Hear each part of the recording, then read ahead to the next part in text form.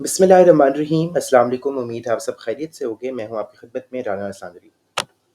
Virtual university ने spring 2022 का result announce कर दिया है और मैं आपको बताऊंगा कि इस रिज़ल्ट में से बच्चे सैटिस्फाइड क्यों नहीं हैं, क्यों इतना बुरा रिज़ल्ट आया है, क्यों जीपीए इतना कम आया है।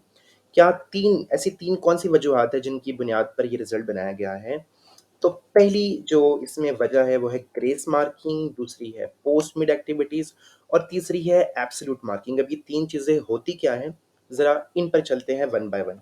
सबसे पहले बात कर लेते हैं ग्रेस मार्क्स की। ग्रेस मार्क्स आपने सुना होगा, ग्रेस मार्क्स आपको तब मिलते हैं जब आपके नंबर कम आ रहे हो तो आपको ग्रेस मार्क्स मिलते हैं।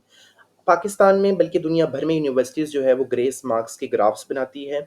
उन ग्राफ्स को ऊपर-नीचे कर सकती है, यानी कि अगर मिसाल के तौर पर एक सब्जेक्ट में 250 बच्चा फ़ेल हो रहा है, तो ये ग्राफ को थोड़ा-सा टिल्ट कर ज़्यादा बच्चों को पास कर सकती है। इसका मतलब ये होता है कि यूनिवर्सिटी के पास ये राइट होता है कि वो बच्चों को पास कर सकती है अगर उनके नंबर कुछ कम आ रहे हो। तो ग्रेस मार्क्स इस दफ़ा नहीं दिए गए। दूसरी चीज़ है एब्सोल्यूट मार्किंग। एब्सोल्यूट मार्किंग क्या होती है? 2 तरह के मार्किंग सिस्टम हैं, एक है एब्सोल्यूट मार्किंग, एक है रेलेवेंट मार्किंग। रेलेवेंट मार्किंग ये होती है कि एक क्लास में 40 बच्चे हैं और 40 बच्चों का टेस्ट हुआ और रिज़ल्ट जो है वो उस टेस्ट के मुताबिक नहीं दिया जाता, बल्कि 40 बच्चों में से जिसका सबसे अच्छा टेस्ट है, उसको पूरे मार्क्स मिलते हैं, जिसका उससे कम है, उसका आधा नंबर कटता है। तो ये होती है रेलेवेंट मार्किंग। एक है एब्सोल्यूट मार्किंग। एब्सोल्यूट मार्किंग का मतलब है कि जितने नंबर आपने हासिल किए हैं, आपको उतने ही नंबर मिलते हैं और ये रेलेवेंट नहीं होता। तो ये एक नया एक्सपेरिमेंट किया है इन्होंने, हालाँकि दुनिया जो है वो रेलेवेंट मार्किंग की तरफ जा रही है। आप रेलेवेंट मार्किंग, एब्सोल्यूट मार्किंग क्या होती है, आप गूगल पर देखें, आपको पता चल जाएगा ये क्या सिस्टम्स है और ये यूनिवर्सिटी जो है एब्सोल्यूट मार्किंग की तरफ आखिर क्यों आई है।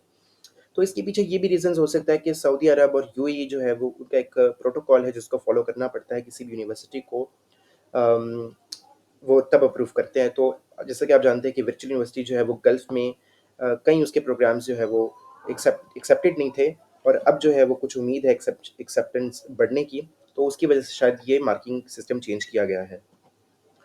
तीसरी वजह है post mid activities. Post mid activities देखिए, मैं कब से ये कह रहा था, अगर आप मेरे चैनल पे चले तो मैं ये बता रहा था आपको कि पोस्ट मिड एक्टिविटीज़ कोई भी ऐड नहीं होगी, सारी की सारी नॉन ग्रेडेड है।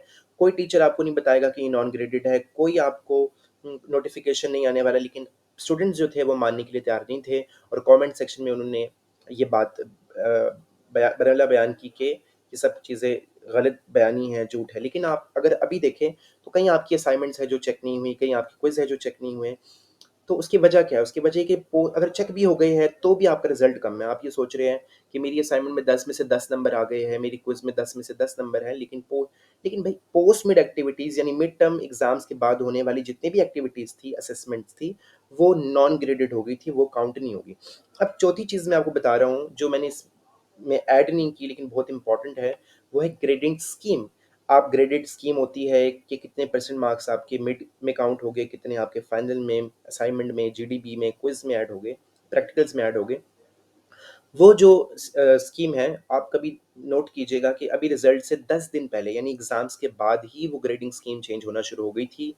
यानी इसका मतलब ये है कि जब स्टूडेंट ने एनरोल करवाया किसी कोर्स में, कोर्स सिलेक्शन के थ्रू, तो उसने जो ग्रेडिंग स्कीम थी वो कोई और थी और पेपर देने के बाद, फाइनल टर्म होने के बाद इन्होंने अपनी मर्ज़ी से फ्लेक्सिबिलिटी दिखाकर वो ग्रेडिंग स्कीम ही उठा के चेंज कर दी और इसका स्टूडेंट्स को बहुत ही ज़्यादा नुकसान हुआ है। इन्होंने 90% 85% तक एग्ज़ाम्स ले गए हैं और बाकी एक्टिविटीज़ जो है इन्होंने नॉन ग्रेडेड कर दी थी और जो ग्रेडेड थी उसका कोई फ़ायदा बच्चों को एज़ इट इज़ नहीं हुआ।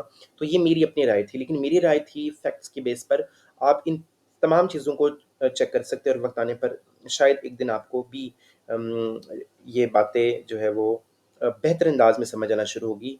लेकिन अब जो है वो आगे बढ़ना है आपने और इंशाल्लाह ताला पिछले रिज़ल्ट्स को छोड़कर, क्योंकि मैंने बच्चों को बहुत इमोशनल होते हुए देखा है आज, बहुत एंग्रीनेस देखी है against the academic sectors, the examination department of university, उनके खिलाफ बहुत ज़्यादा अग्रेसिव रोल देखा है।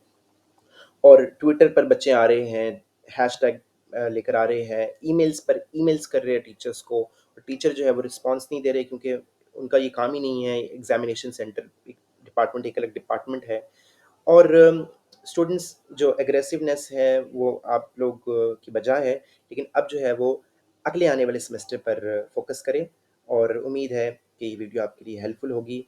अल्लाह हाफ़िज़ नासिर।